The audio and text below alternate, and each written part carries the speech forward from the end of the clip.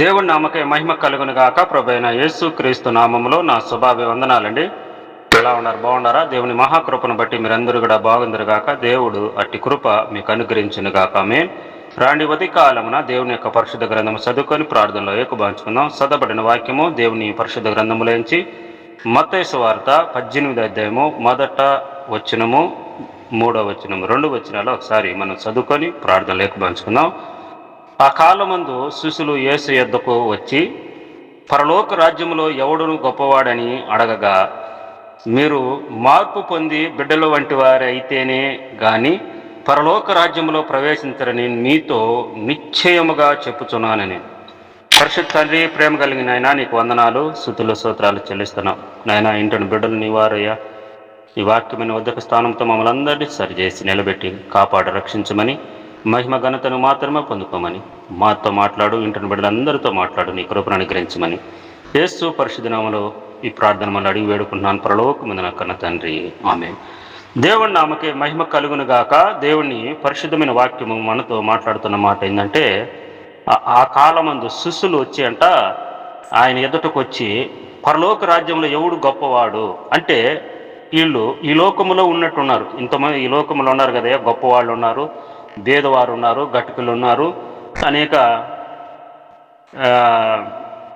ఆహారం లేక బిడ్డలు ఇబ్బంది పడేవారు ఉన్నారని వాళ్ళు ఈ లోకమును చూసుకొని, పరలోకములో కూడా ఇలాగే ఉంటుందా, మరి పరలోకం ఎలా ఉంటుంది, ఆ పరలోకములో గొప్పవారు ఎవరైనా ఉంటారా అని ఆయన అడిగినప్పుడు యేసు ప్రభు చెప్పిన మాట ఏంటంటే, ఈ లోకములో నీవైనా నేనైనా ఆలోచన చేసేది ఏంటంటే, ఈ లోకములో మా బంధువుల కన్నా నేను గొప్పగా ఉండాలి, మా అన్నదమ్ముల కన్నా నేను గొప్పగా బ్రతకాలి, నేను మా యొక్క గ్రామంలో నేనే మంచివాడిగా ఉండాలి, నేనే నాకన్నా మళ్ళీ ఎవరైనా సరే అని నా యొక్క అన్నదమ్ముల్లో కానీ అక్కజెల్లెల్లో కానీ మా యొక్క తోడబుట్టినోళ్ళలో కానీ నేను గొప్పగా ఉండాలి, నేను బాగుండాలి, అందరికన్నా బాగుండాలని లోకములో మనకున్న ఆలోచన.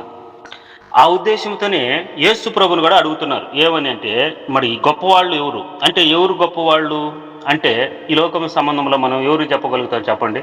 డబ్బున్నోళ్ళు గొప్పవాళ్ళని చెబుతామా, అధికారం ఉన్నోళ్ళు గొప్పవారు అని చెబుతామా, లేకుండా ఉంటే అందంగా ఉన్నోళ్ళు గొప్పవారని చెప్పగలుగుతామా, లేకుండా ఉంటే ఈ లోకంలో మా ఊర్లో కల్లా ఏల్దనయ్యా పెద్ద ఆస్తిని బట్టి గొప్పవాళ్ళని చెప్తాము. మరి ఏం చెప్తాము? ఈ లోకంలో అయితే మనం ఏదో ఒక చూసి వాటితో మనం గొప్పవాళ్ళని చెప్పవచ్చు. కానీ దేవుడు ఆయనతో చెప్తున్న మాట, శిశులు ఆయనను అడిగితే దేవుడు మనందరితో కూడా చెప్తున్న మాట ఏంటంటే, ఆయన చెప్పే మాట ఏమంటున్నాడంటే, మీరు మార్పును అందాలి. ఏం మార్పును అందాలి అంటే, ఏమన్నా వేసుకోమంటావా, లేకనంటే మేమేమన్నా ఇప్పుడు మేకప్లు వేస్తున్నారు చాలామంది, ఆ మాదిరి ఏమన్నా మార్పు అందాలంటే ఏమన్నా ఫేసే మార్చుకోవాలయ్యా, ఎర్రగా నల్లగా ఉన్న వాళ్ళని ఎర్రగా చేసుకోవాలంటావా, లేకనంటే ఎట్ట మార్పు పొందాలి అని మనం యేసు ప్రభుని అడిగితే ఆయన చెప్తున్నాడు, మీరు మార్పు నుండి బిడ్డల వంటి వారైతేనే కానీ. దేవుని ప్రియులారా, బిడ్డల వంటి వారై అన్నారు. చిన్న బిడ్డలు చూడండి, వాళ్ళకు ఏమి తెలియదు, నువ్వు ఏ భాష ఉండవో ఆ భాష తెలియదు, మాటలు రావు. వాళ్ళ యొక్క జీవితంలో మనం చూస్తే వాళ్ళు ఏం చెప్పినా నమ్మేస్తారు.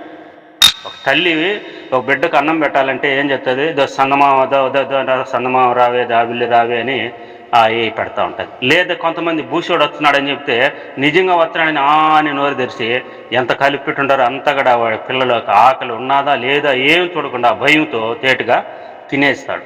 దేవుని ప్రియులారా, వాడు ఎందుకంటే అది వచ్చేది లేదు, ఇది భయపడేది లేదు, కానీ తల్లి చెప్తున్నది కాబట్టి వాడు నమ్మి భయపడి తల్లి మాటిని ఆ యొక్క ఆహారము అతడు సమృద్ధిగా పొట్టిగా తింటాడు. దేవుని ప్రియులారా, అలాంటిగా మనం కూడా పుట్టిగా తినాలన్నా, దేవుడు రాజ్యంలోకి వెళ్ళాలన్నా దేవుడు మనతో చెప్తున్న మాట అలాగా నమ్మాలంట. చిన్న బిడ్డల వల్లే నమ్మాలి. ఎప్పుడైతే చిన్న బిడ్డల వల్లే నమ్ముతామో మన జీవితంలో కార్యాలు జరుగుతాయని దేవుడు చెప్తున్నది. మార్పు నుండి బిడ్డల వంటి వారైతేనే కానీ. దేవుని ప్రియులారా, చిన్న బిడ్డల వంటి వారు కావాలని దేవుడు వాక్యం చెలవిస్తుంది. నయమాను యొక్క జీవితం మనం చూస్తే, అతడు కుష్ఠరోగితో అతడు బాధపడుతూ ఉంటాడు. అతడు కడగబడి ఎలీసా కాడికి వచ్చినప్పుడు అతడి దేహం పసిపిల్ల వాళ్ళ దేహం అయిపోయిందంట.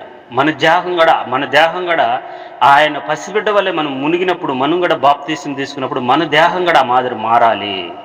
మన జీవితం కూడా ఆ మాదిరి మారాలి అని దేవుడు చెప్తున్నాడు. పసిబిడ్డ వల్లే మారాలి.